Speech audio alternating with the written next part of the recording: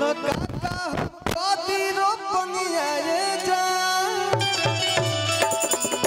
बोल घंटा चाहिए। एक सेकंड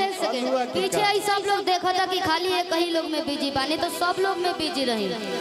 उताका तरीके कहीं दुल में तो बोलो काका हम कदी रोपनिया रे जा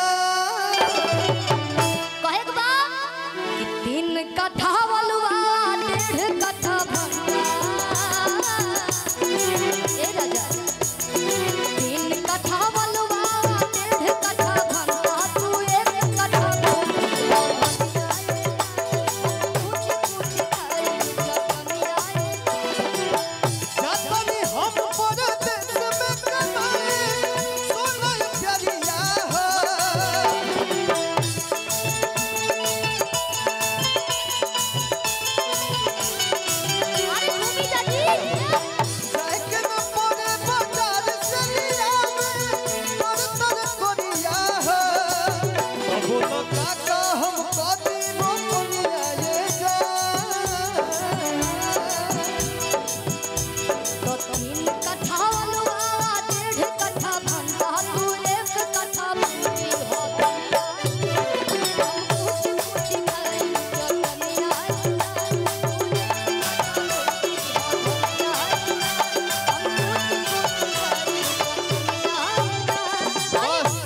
खाली 10 गो मुखड़ा गावल और भी फरमाइश बा कुछ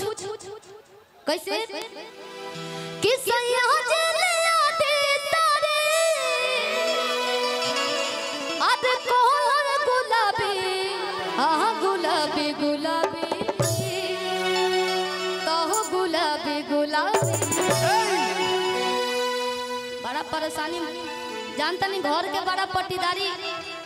पूरा दुनिया से लड़ल हो जाला घर में जब झगड़ा लगेला तो कहो तरी कैसे